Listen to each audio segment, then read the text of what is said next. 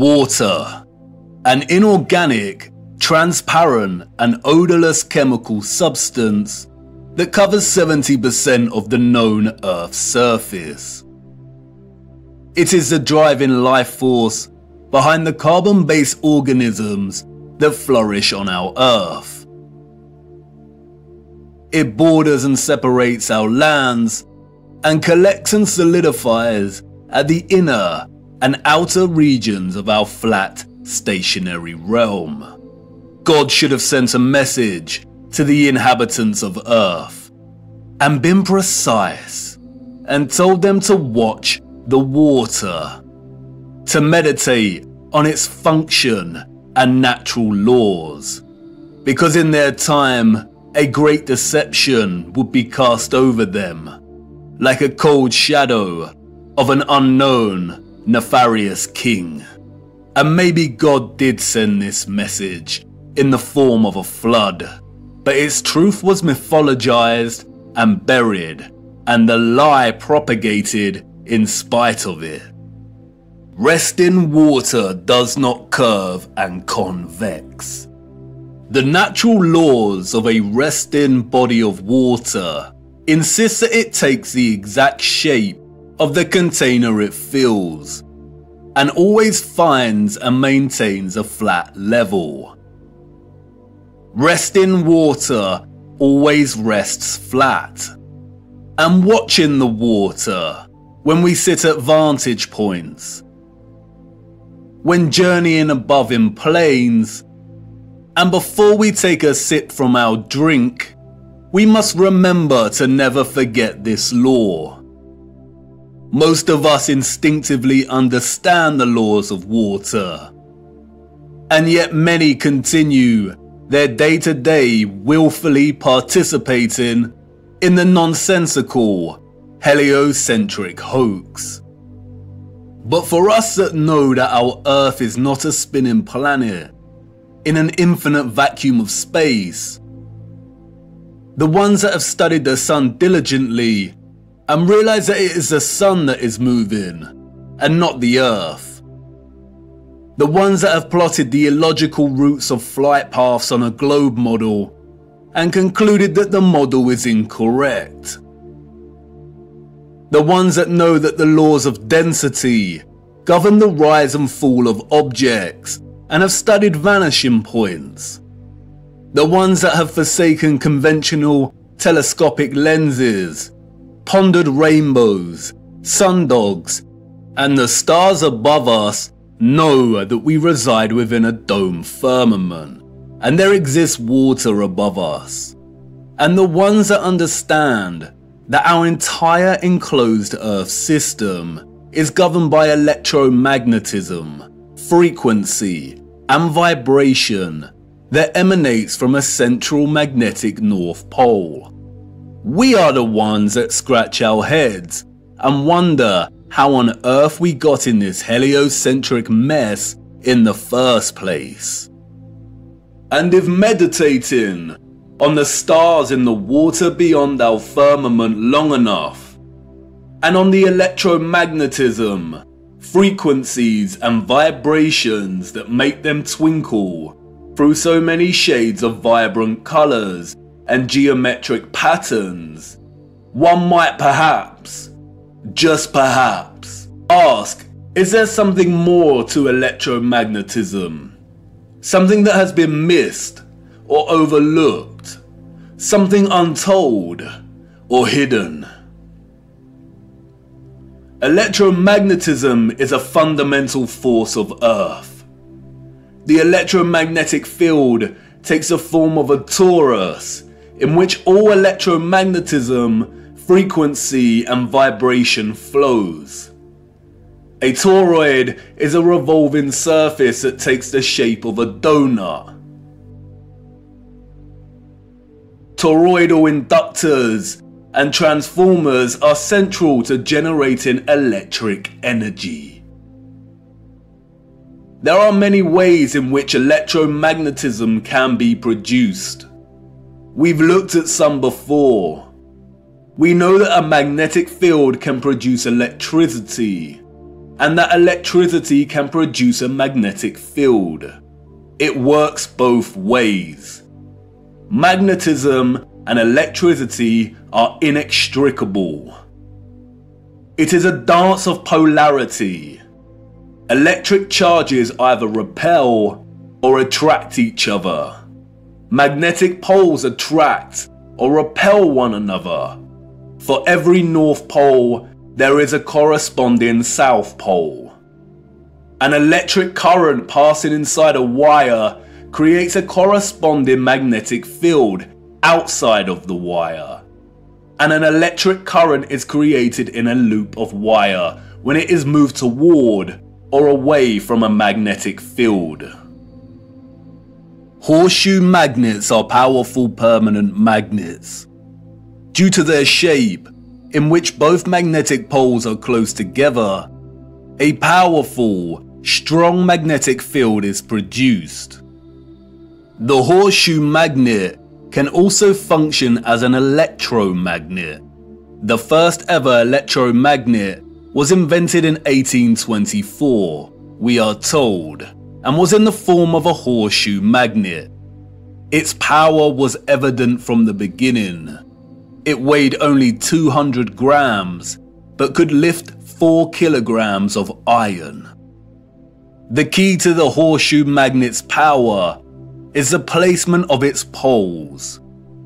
You can see the magnetic field here, represented by the vector lines. If you look closely, you can see the concentration of the magnetic field is greater near the poles of the magnet. Since as far back as we can remember, we have been presented with and entertained ideas of the future. Not necessarily our future as individuals, but the future of humanity, technology, and society at large. Whether it is in the form of Hollywood movies, you know the ones, the action films, the science fiction sagas, and the animated kind, or literature, music, and art exhibitions. In these we see our technology taken to its limits. Crafts fly, computers live, robots help out, holographic screens decorate every room. Cities continue to grow upward into dominating skylines. Some can teleport, and space travel is now possible and the accepted norm. Outside of fiction, we also have sobering documentaries telling us where we are heading, usually featuring narration by an old man, lamenting the unstoppable path we are on. It's all very serious. We are destroying our planet, the only one we have. And we have political parties, non-governmental organizations, and the trusted voices and scientific, award-winning geniuses sharing similar messages. And really, when you look closer at both the fiction and the alleged facts, they all share the same underlying premise and principles. We are becoming so technologically advanced that the planet we reside on is no longer enough, or can no longer sustain our activity. The advanced artificial intelligence systems, the flying crafts, the breakthroughs in cloning and medical beds mean that the natural world has suffered as a consequence. And depending on the type of genre you are entertaining, the solution is either 1.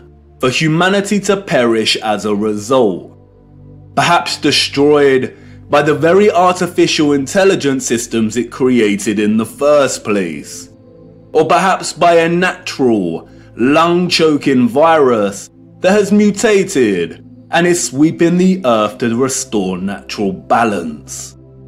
Or 2, for humans to say goodbye to their lonely little blue ball and head off into space in search of a new home. But you see, there is no globular planet, and there is no space, and therefore all visions of the future are purely fictional, and not particularly innocent. What we don't see emphasized in these visions of the future, however, is the potential of electromagnetism to transform all human life, technology, and society.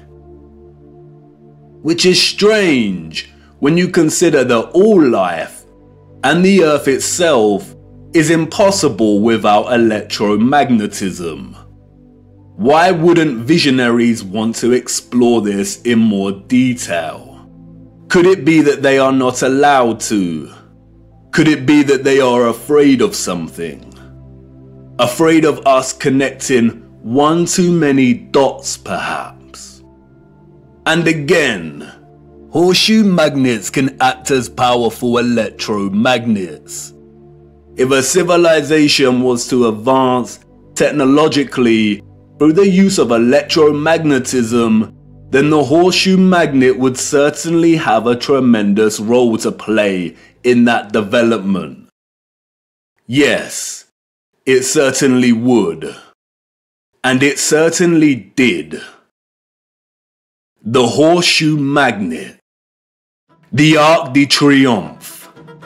Yes, one of the most powerful electromagnets ever constructed.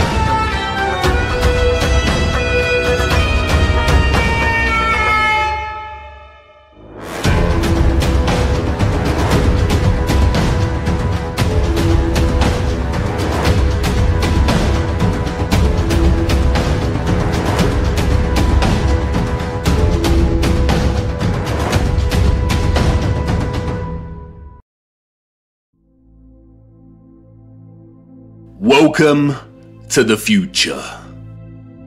Except it's the past.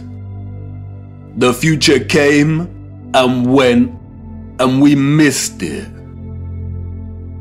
The magnificent architecture we see throughout our realm, in which the official liars and controllers of our world have termed historicist, neoclassical, Renaissance, Gothic, and so on, all belong to one whole unified civilization. A civilization so developed they had harnessed the power of electromagnetism to such a high degree that they not only built these huge structures, but also crafted them with utter finesse and beauty. A celebration of their own technological advancement.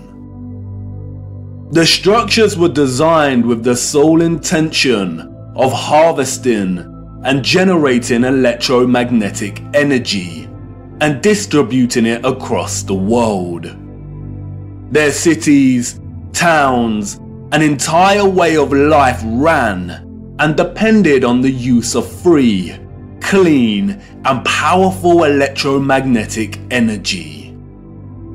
The energy was harnessed and collected from the ionosphere above our heads through the use of antennas, spires, domes, and towers. All the impossible structures we see today have been repurposed and rebranded by our controllers and the citizens of the 19th century. This is not a church. This is not a mosque. This is not a castle. And this is not a government building. These are generators, powerful and gargantuous. They would collect and generate the electromagnetic energy, which was then stored in huge power stations and distributed and redirected by sophisticated, advanced structures, one of which is the huge electromagnet, or what we've come to know as triumphal arches.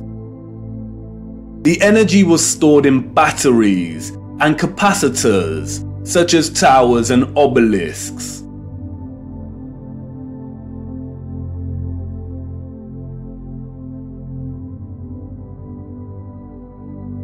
All cities were constructed across our realm in the form of one big, interconnected power grid, much like a huge computer motherboard. I already know what you're thinking. What? He's finally lost it. He had us with flat earth, but this is just too much. I know. The backup programming is kicking in.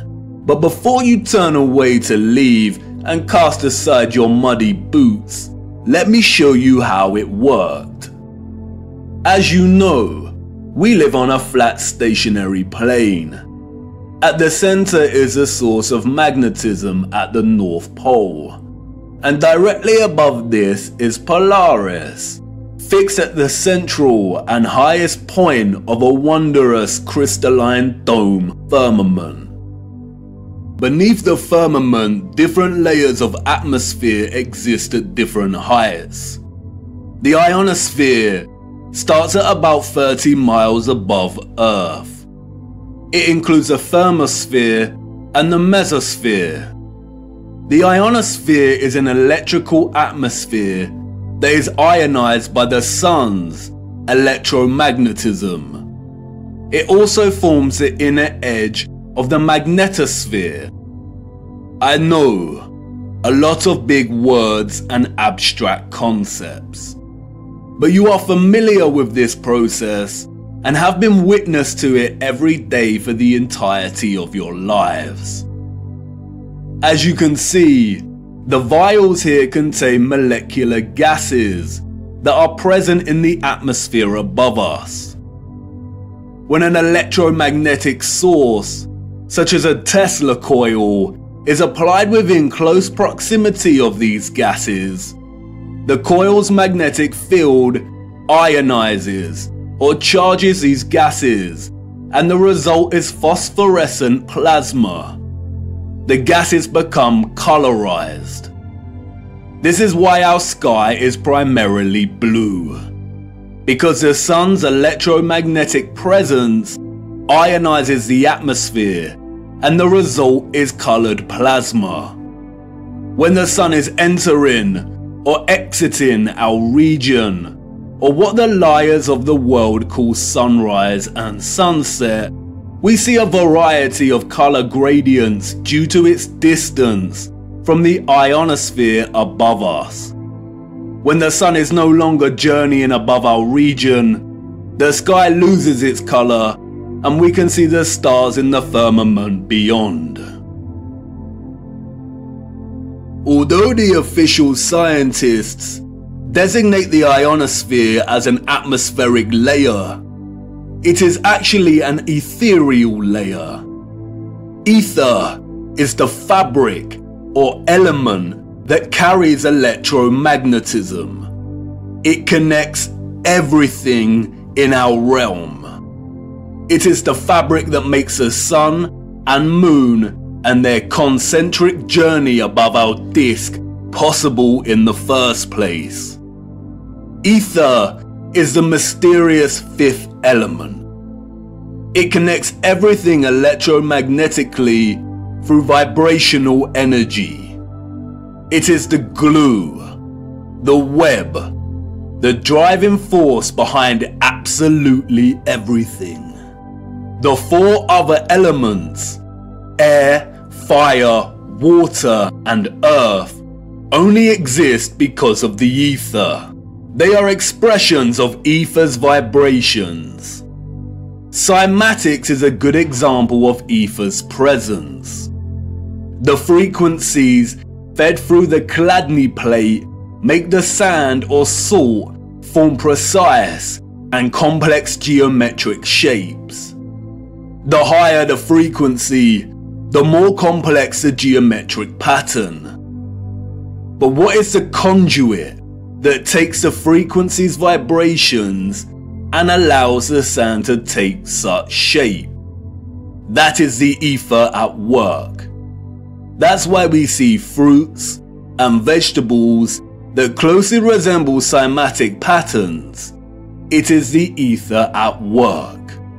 All matter is ethereal, and the shape and form of that matter are different expressions of the ether, determined by frequency and vibration. Ether is the bridge between electromagnetic frequency and vibrational energy and the form of matter itself. You could call it the Holy Spirit of God. The historical and scientific discourse of ether is a deliberately manipulated one. The enemy introduced the truth only to discredit and subsequently bury it. Some of the alleged figures of the past have written on ether. The so-called Aristotle called it the fifth element. James Clerk Maxwell, the so-called father of electromagnetism, spoke of the ether, stating, "In several parts of this treatise, an attempt has been made to explain electromagnetic phenomena by means of mechanical action, transmitted from one body to another by means of a medium occupying the space between them." The undulatory theory of light also assumes the existence of a medium. We have now to show that the properties of the electromagnetic medium are identical with those of the luminiferous medium. The medium he refers to here is the ether. Albert Einstein and others successfully solidified the heliocentric model through fraudulent schools of scientific thought. But even Einstein could not deny the presence of ether. According to the general theory of relativity, space is endowed with physical qualities. In this sense, therefore, there exists an ether. According to the general theory of relativity, space without ether is unthinkable. For in such space there would not only be no propagation of light, but also no possibility of existence for the standards of space and time, measuring rods and clocks, nor therefore any space-time intervals in the physical sense. Even contemporary scientists, under the spell of heliocentrism, admit it is nonsensical to deny ether's existence. Today, the vacuum is recognized as a rich physical medium. A general theory of the vacuum is thus a theory of everything, a universal theory. It would be appropriate to call the vacuum ether once again. Returning to the ethereal ionosphere. As I said, this layer of ether above our heads is a constant sea of electromagnetism, and is responsible for the coloured plasma above that we call the sky. The source of its electromagnetism is the sun. It is because of this ionized layer that we get ionospheric lightning in the form of sprites, which in turn influence the thunderstorms below.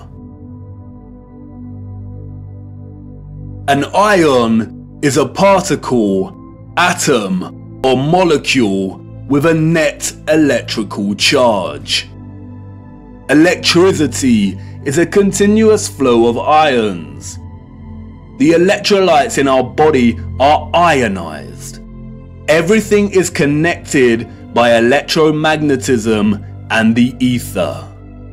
Our highly developed and sophisticated historical ancestors not only understood the workings of the ionosphere and the ether, but they had developed methods to masterfully harvest it as a fuel to power the entire Earth.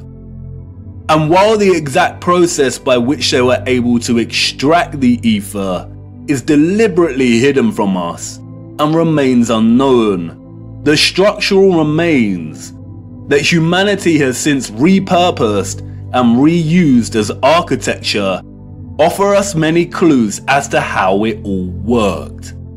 The evidence is everywhere for those with eyes to see, and once you see it, it becomes so glaringly obvious that you'll kick yourself for never noticing in the first place. The matter is very complex, and it would take time to really flesh out. So for now, let's have a closer look at some of these structures, and I will introduce some basic concepts. As we continue our journey, we will explore everything in more detail. We see them everywhere. On top of all these magnificent structures, towers, spires, and pinnacles that rise into piercing antennas. It was through these complex antennas that the ether was harvested. You see, after the Great Reset of the 1800s, the enemy fractured the old world's unified understanding of God and created multiple religions to try and hide God and justify the existence of such grand and beautiful technological structures. And I know this may trigger some people, but stay with me, I will not let you down. But for now, it is critical to understand that a lot of the religious icons that adorn and make up these antennas were never indicators of different religions in the old world. Nor were they intended to be. They signaled something else entirely. They are usually made from copper and gold. Both are excellent conductors of electricity. In many of the structures we call cathedrals, the symmetrical spikes on the pinnacles worked in a similar fashion, extracting ether from the ionosphere. Once harvested, the energy would inevitably have been drawn down into the top larger portion of these domed structures. When examining many of the interiors of these domes, we come to realize that they rely heavily on symmetrical ornamentation. This is achieved by indentation or cavities in the masonry. In the world of electromagnetism, a cavity resonator works through symmetry to produce oscillation or vibration of energetic particles. Symmetrical shapes force energetic particles or ions to vibrate in a constant manner. Is this why we see perfect symmetrical ornamentation within the ceiling of many domed structures? It no doubt sounds absurd, but the majority of these structures also feature a smaller type of cavity resonator, or what is more appropriately termed cavity magnetrons, that offer some clarity as to the real function of these structures. A cavity magnetron is a high-powered vacuum tube that generates microwaves using the interaction of a stream of ions with a magnetic field while in the cavity resonator. A magnetron operates through a hollowed, symmetrical vacuum.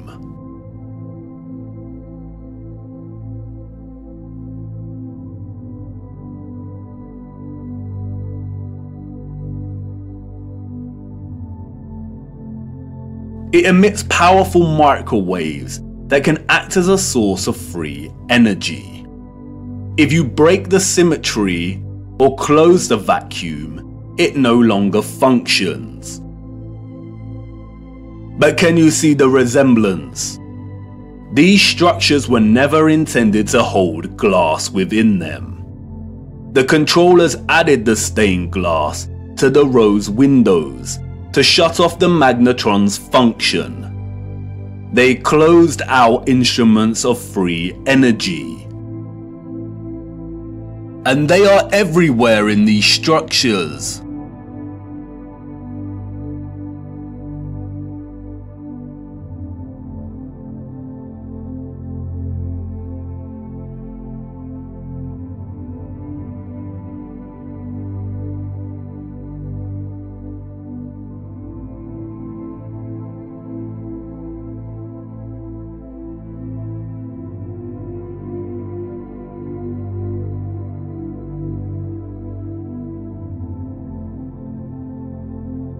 Interestingly, if you look at the geometry of entire sections of the structures themselves, then it becomes very evident that they functioned in their entirety like a cavity magnetron to generate energy.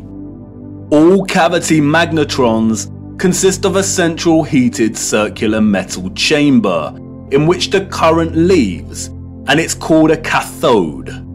Look at that word.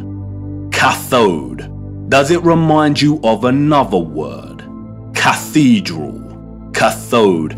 Like with everything else, they corrupt the truth and hide things in plain sight. The controllers removed most of the cathodes integral to these cavity magnetrons, but there are some structures today in which you can see traces of the old cathodes still present. The heavy reliance on symmetry and cavities within these structures is not coincidental.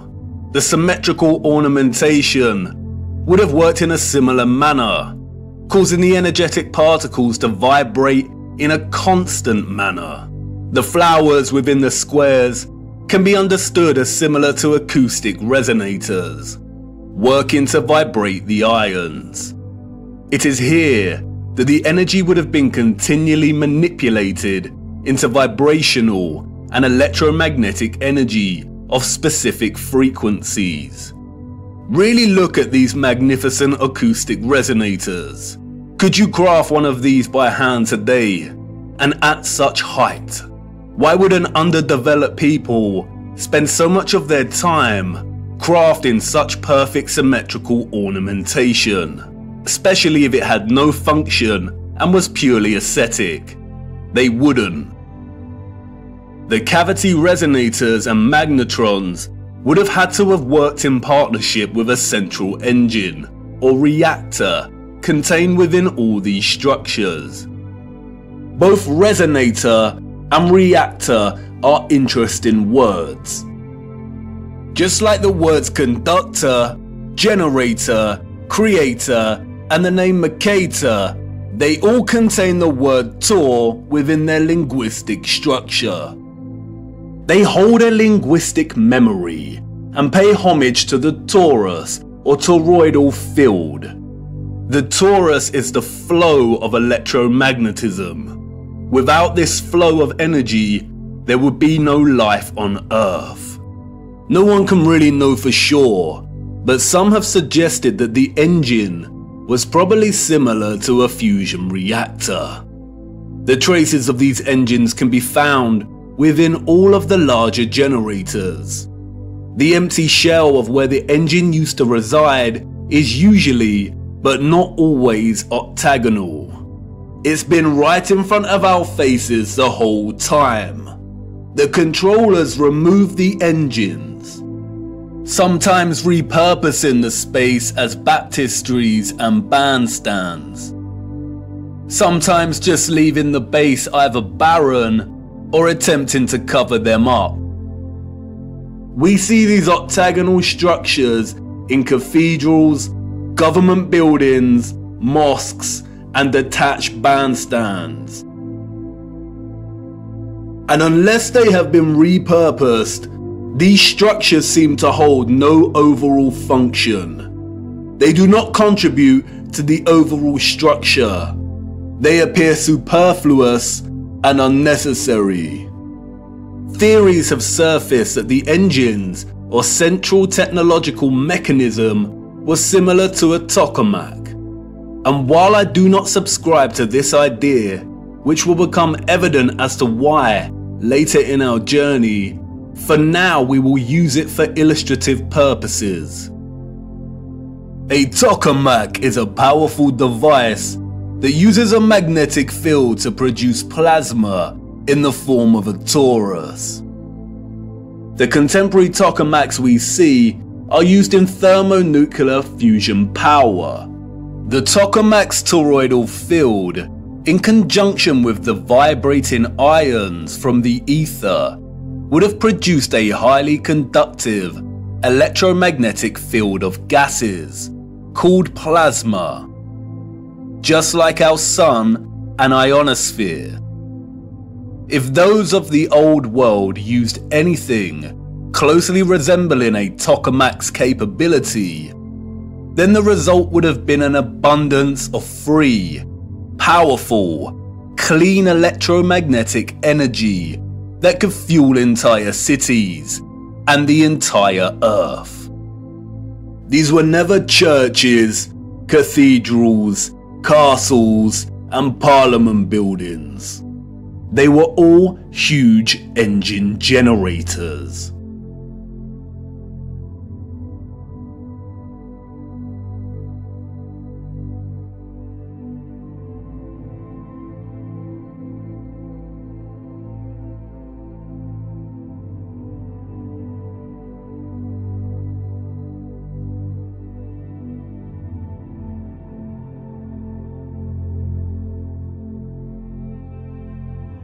The controllers invented labels and terms such as Renaissance, Greco-Roman, and so on to describe the style of these structures. But as you can see, all these magnificent, impossible structures all share the same fundamental structural principles and design, despite location, time period, and cultures. And this is because they were created with the sole purpose of generating energy. And just because these structures were never used for prayer and worship does not mean they were not holy sites. The civilizations of the past had a relationship with the Source and the Holy Spirit, or the Ether, like no other. And they paid homage, reverence, and thanks to it by constructing their generators with such splendor and beauty. And not only that, but they constructed the entirety of their structures, statues, and ornamentation in reverence of this gift, in reverence of the energy production that made their way of life possible in the first place. The laurel wreath, which the satanic controllers have corrupted in their appropriation of the symbol and redesignation of it to represent Apollo and Lucifer, is in fact a toroidal coil. And we see the toroidal coil throughout the old world's infrastructure, as simultaneously having both a function and a celebration of this function.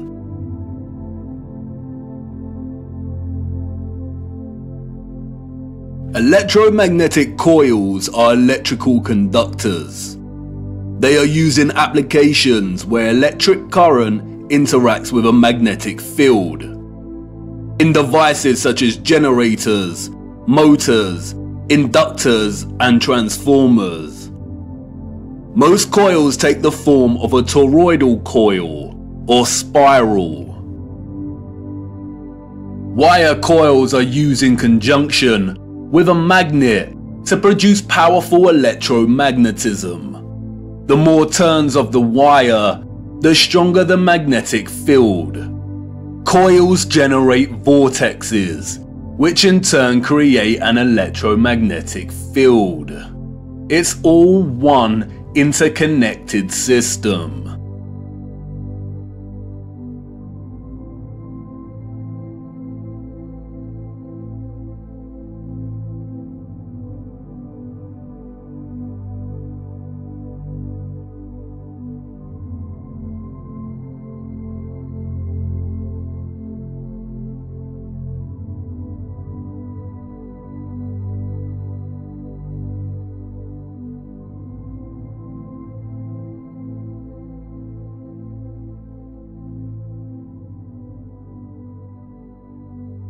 And we see it everywhere. This is what columns and rotundas were used for. Powerful coils to generate electromagnetism and carry the current in loops. The torus is found at the base of pretty much every column found throughout our realm. It is everywhere. Look at the movement of electricity through a wire and the simultaneous magnetic field it produces. This is exactly the shape of a column. And we see this present in all of these gigantic and meticulously crafted columns.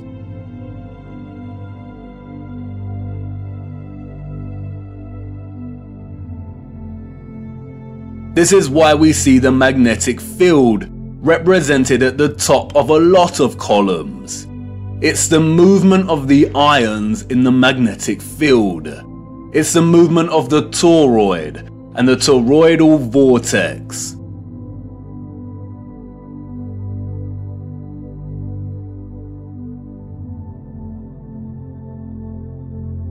As you saw, coils of copper wire are essential in electrifying the magnet. And I know what you want to say. That's great, but the columns and other structures you are referring to are made of stone. But you see, all of these impossible structures are made from a mixture of stone and metal. They used iron bars in their construction. Iron is magnetic.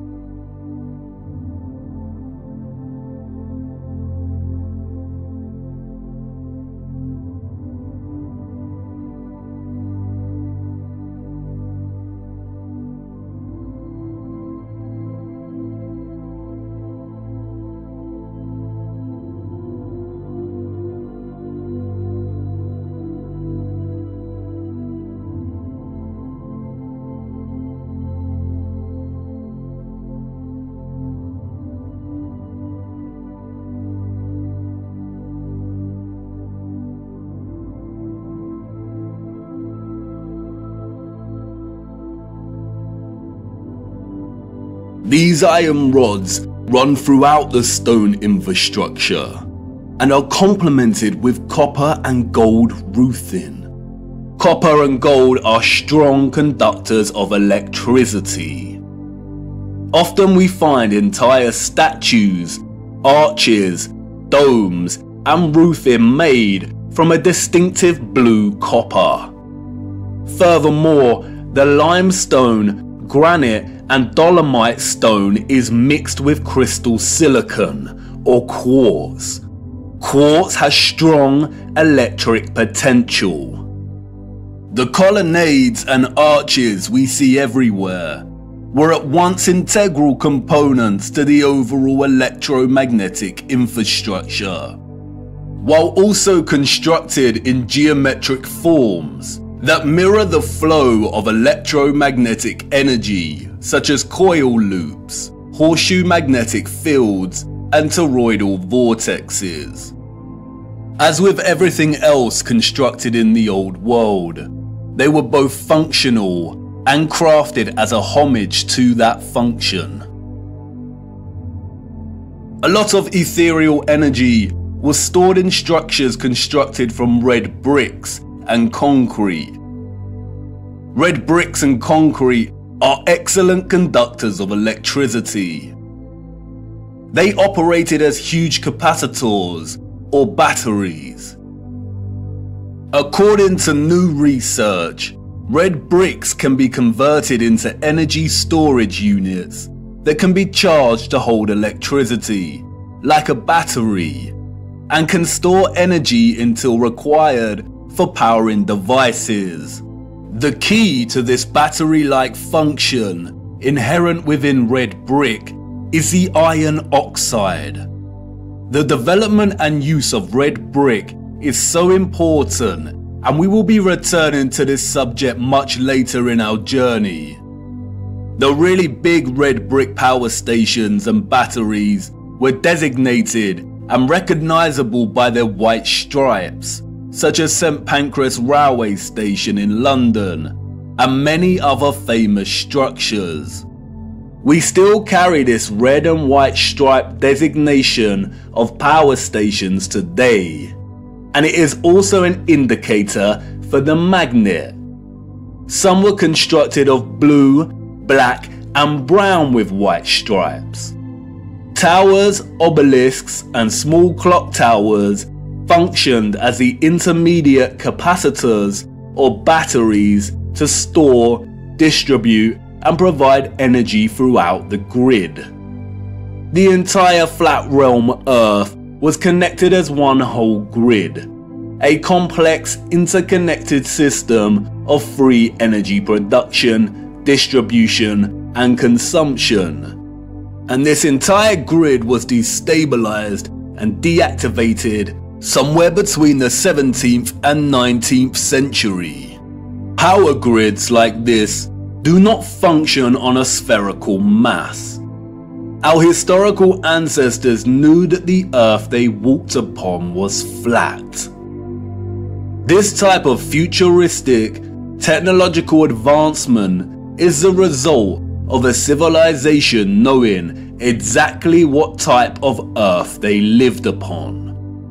They were not subject to the same satanic deceptions and abuses as we are.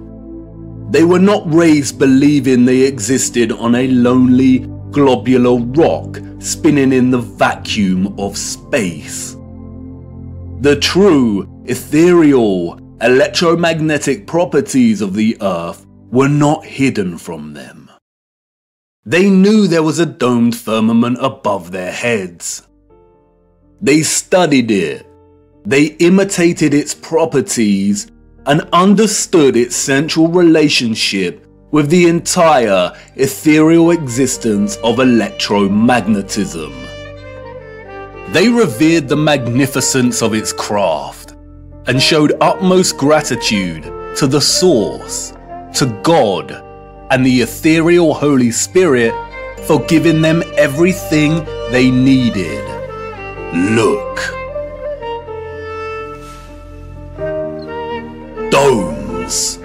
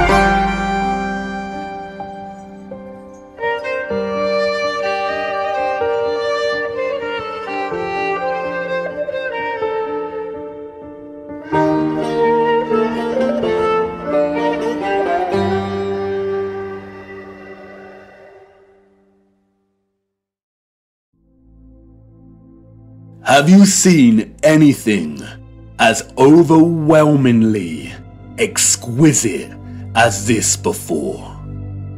How have we lived our entire lives and not seriously considered the impossibility of these structures? How have we lived our entire lives walking amongst the skeletons of the future long forgotten? I know this is all a lot to take in, and I know that the picture has not formed properly in your mind yet.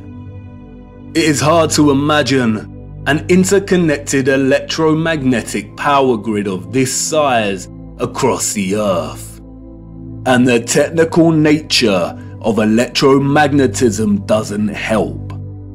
And I know that you're full of questions.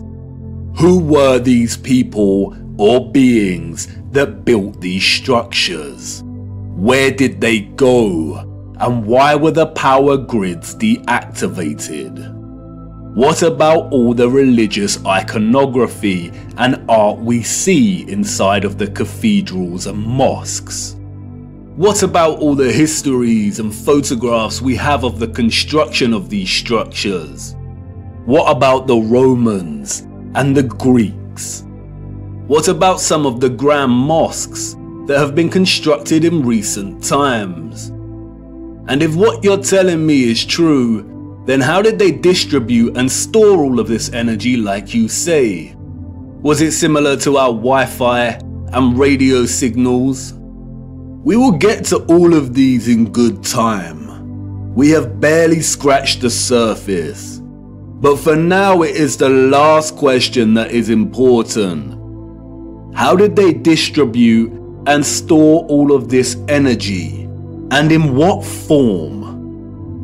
For you see, our sophisticated historical ancestors did something that we, as a society, have come to neglect. They watched the water, and they watched it closely, right here on Earth and up above, beyond the firmament. Come on, let me show you.